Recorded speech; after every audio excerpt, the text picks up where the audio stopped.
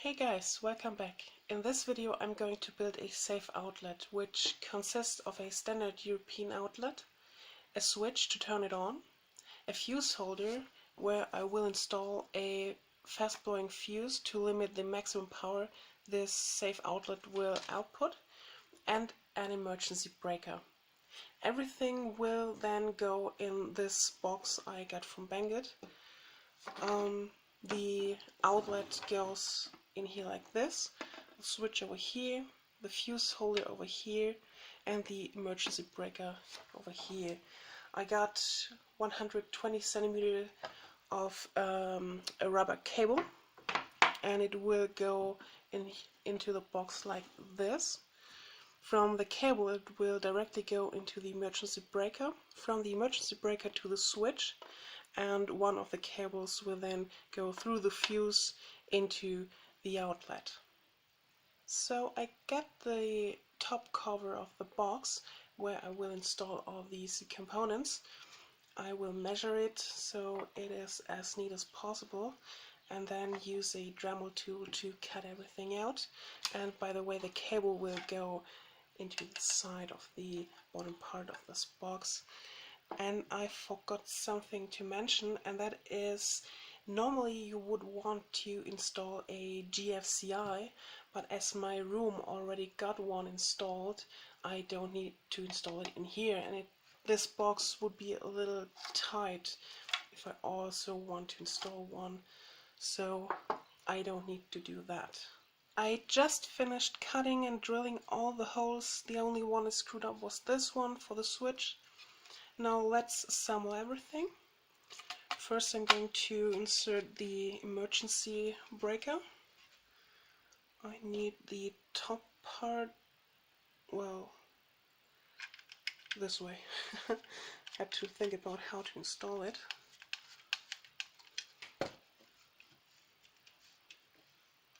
So let's get this tight as possible. That's okay. Oops. Top part.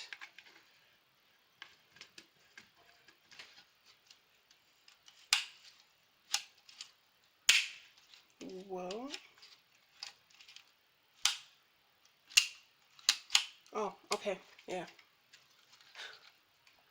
So this one's done. Next is the fuse holder.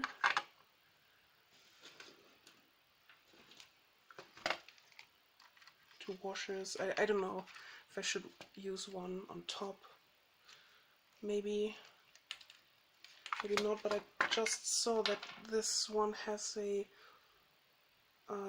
piece of plastic over here, so I have to get rid of this because it is not flush. Okay, that should work. And yeah, let's use one of the washers on top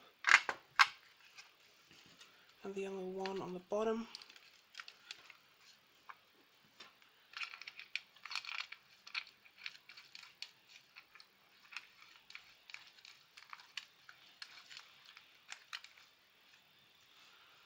This is rather difficult.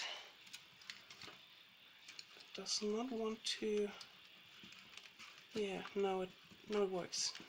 So fuse in place, or rather the fuse holder, the switch, like this, and now I have to install the socket. Let's grab the box, set it over here.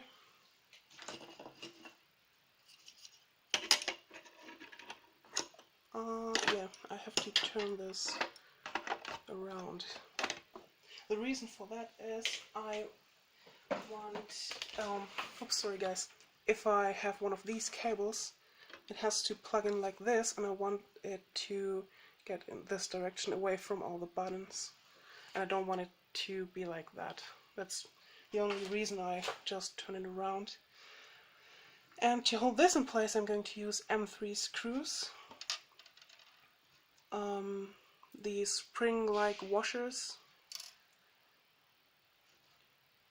a smaller M3 washer to go between the spring washer and a bigger washer which then sticks to the top plastic. I don't want the spring washer directly touching the plastic material because it could just drill itself into the plastic material and then it would not work anymore as a locking washer.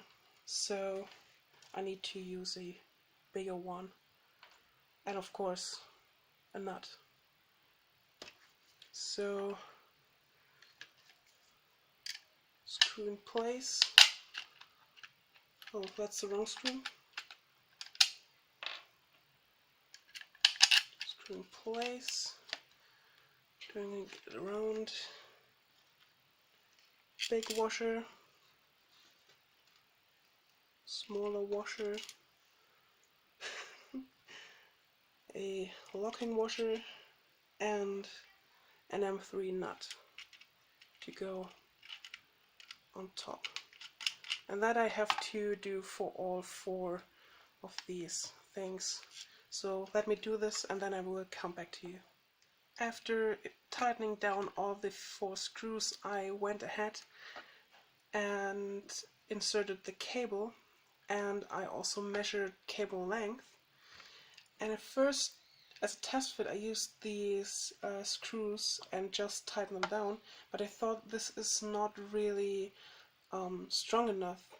Well, it is strong enough. I mean, the cable could easily slide out and I don't want this to happen, so I am going to use these on top of the cables and then I will screw them in place so they can't slip out.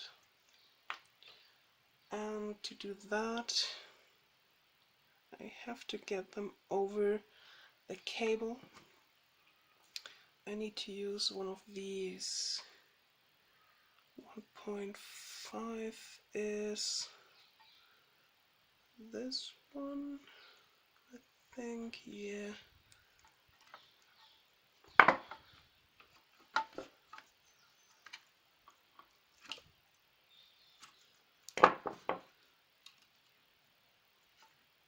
So that's tight. That should be fine.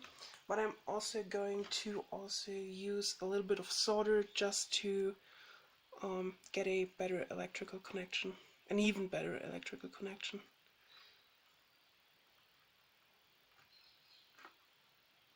This one on top. Come on.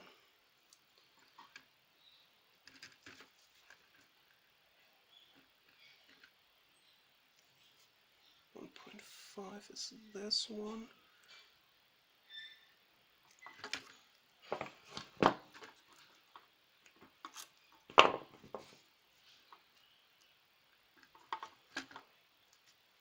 Okay.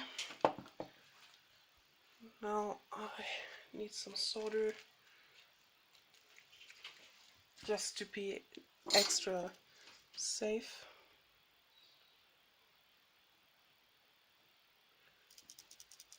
Come on, heat up. Okay, so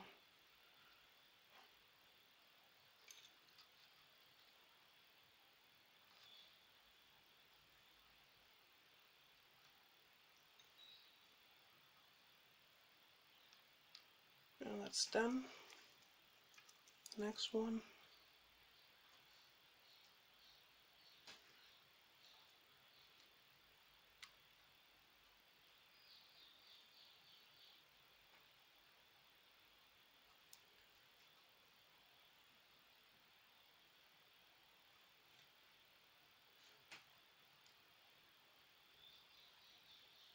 And that's fine. So now I got a really good electrical connection and it can't slip out.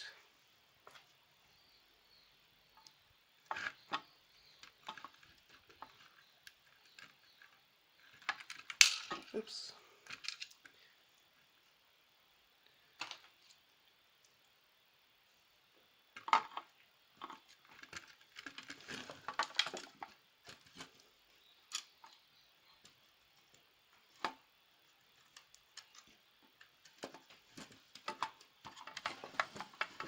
This is rather difficult.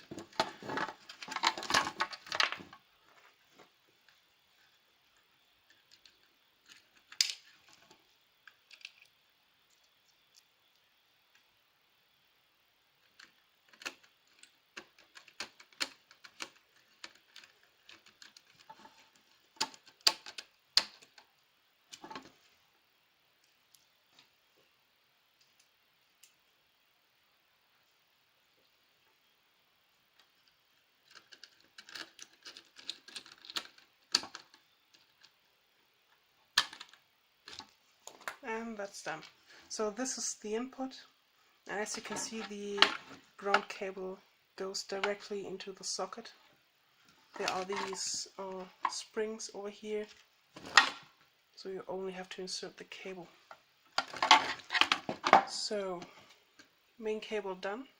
Now I have to connect these to the switch. One of the switch face on, well, that's a little bit of difficult thing in Europe, because depending on which way you insert the plug, and you can insert it in two ways, it's either the black or the blue one is phase, so you can't really determine that because the plugs work in two ways. So one of these I am going to connect to the fuse. And now I'm preparing the connection from the emergency switch to the socket switch. Same as before, I'm going to use these connectors for the emergency switch, and I insert the cable in here, get the slit part on top. Need to find 1.5 square millimeters, which is this one over here, and the top part needs to go in on the top of this.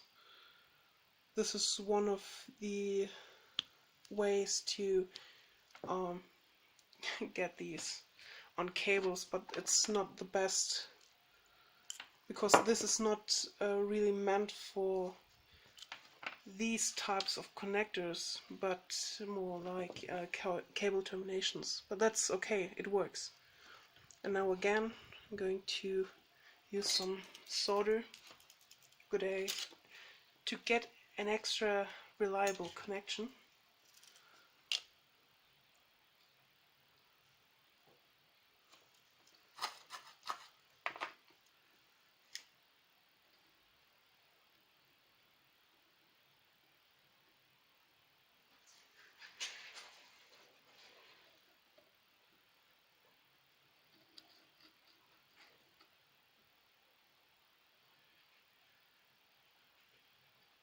And that's it. This cable's done. Next cable, same as before.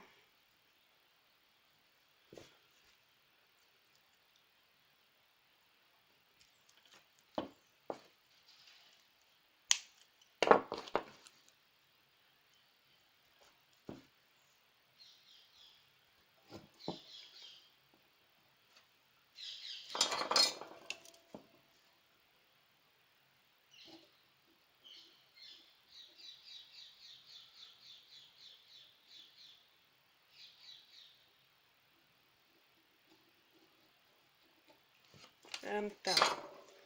So now let's get this in here. So these, oh, they are hot. Ouch, I just burned myself. Okay, so this goes in here and needs to be attached to one of these sides, but it's a little bit long, so let's screw the cables in first and then cut down the cable length. Where's my screwdriver? Oh, there it is. Let me try to turn this around.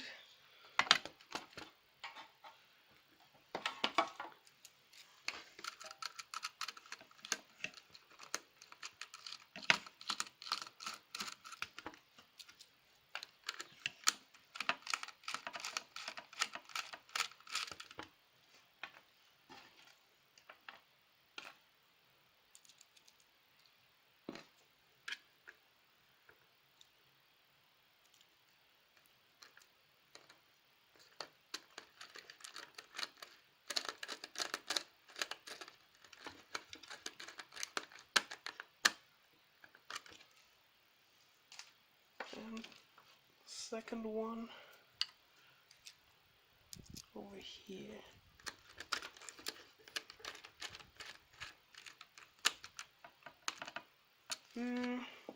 Let me adjust the camera. I need to more like this so you can see a little more. Okay, so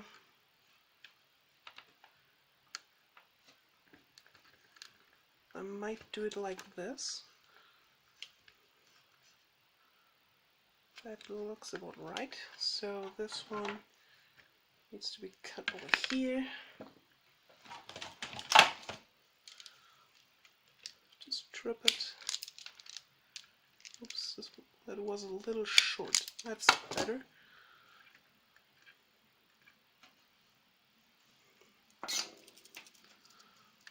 So first I tin the cable.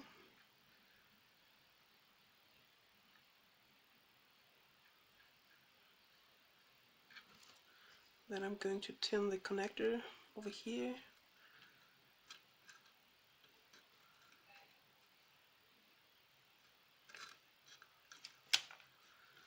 And insert the cable.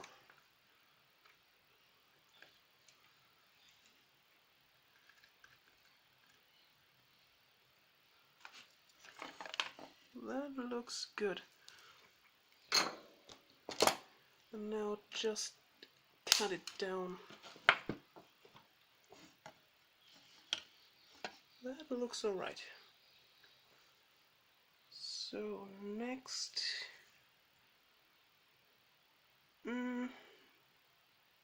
well, using a little bit of heat shrink wouldn't be bad, but I just forgot it. Well, that's okay. That's alright. Oops, just move the camera. Sorry, guys. Okay, I'm going to use, and again, this tripod is so. I'm constantly hitting the camera, so I'm just going to use heat shrink for the next few connections. That's alright. I mean, I could undo it. No, that's okay. Let's see. That's not good.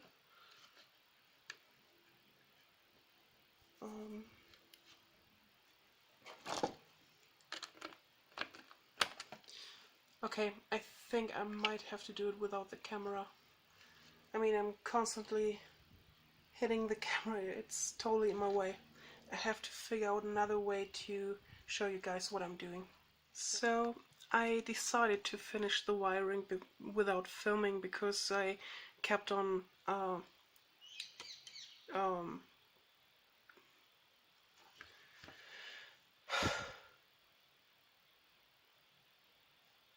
so I decided to finish the wiring off camera because I kept shaking the camera and it was just in my way.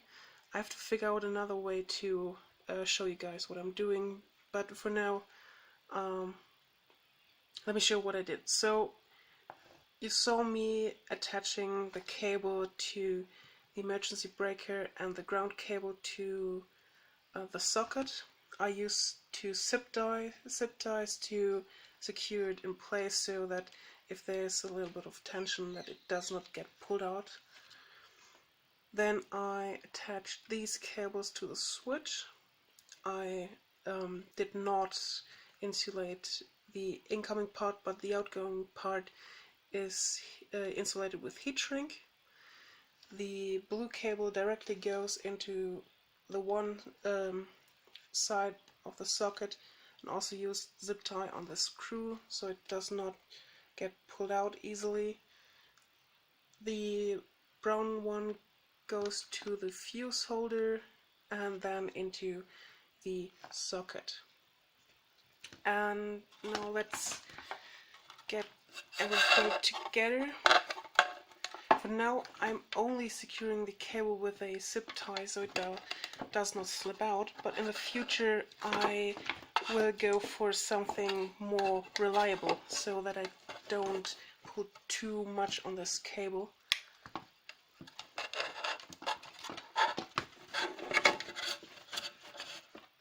Everything goes in here.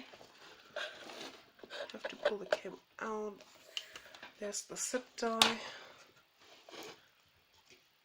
Now I need the screws, and I don't know where they are.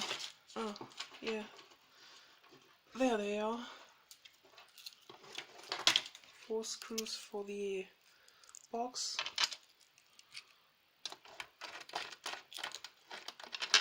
Let me screw this in pretty fast. Oops. Well, and again, that's a little bit weird.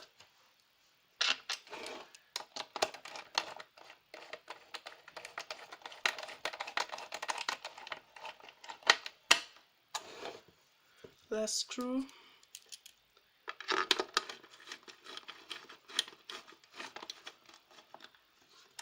And the front plate. And again, let me adjust the camera so you can see a little more.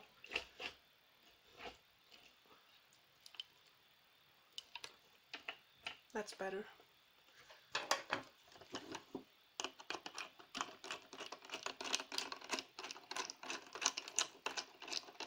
So that's screwed down.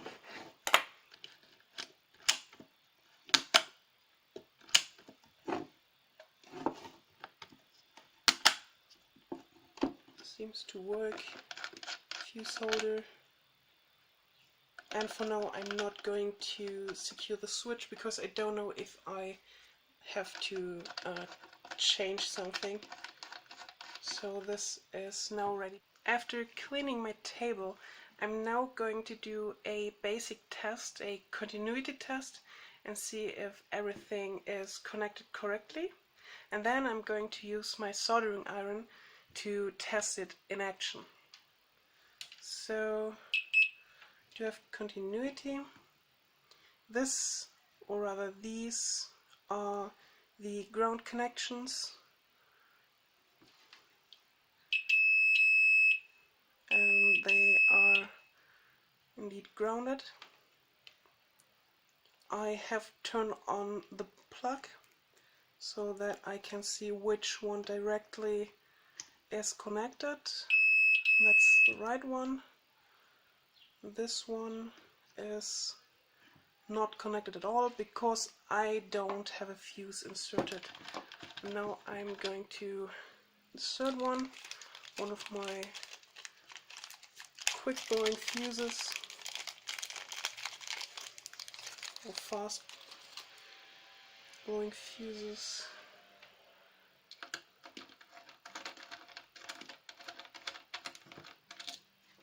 Well, something does not. That one is broken. Oh, that's bullshit.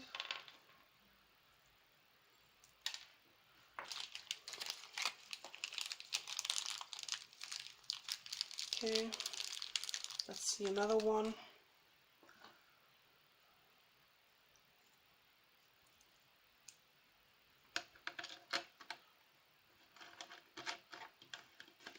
Okay, that one does work. Ready? So again, oops, come on. This one is connected over here. Now the other side is connected indeed over here.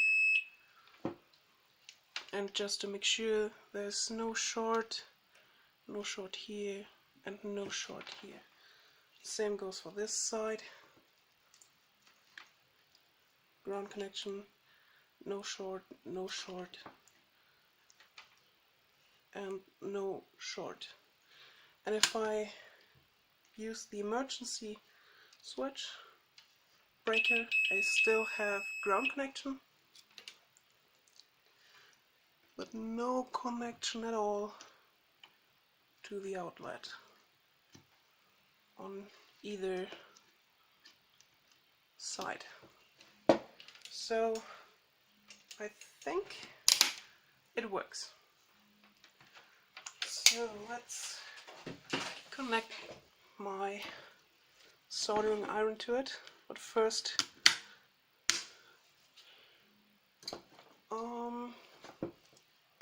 fuse is inserted.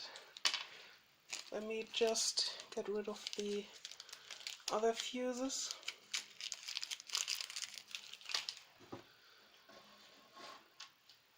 My soldering iron cable, and now let's plug it in.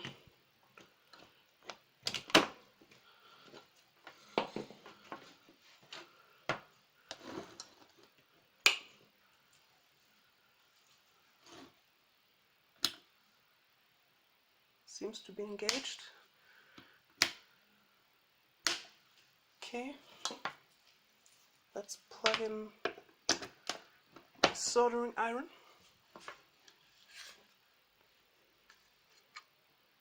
No power and power.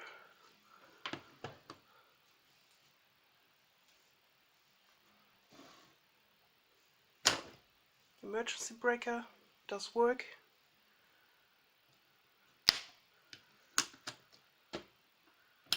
Engage, and if something happens,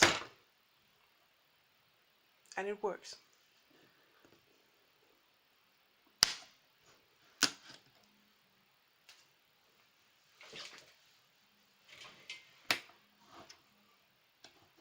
Soldering iron working.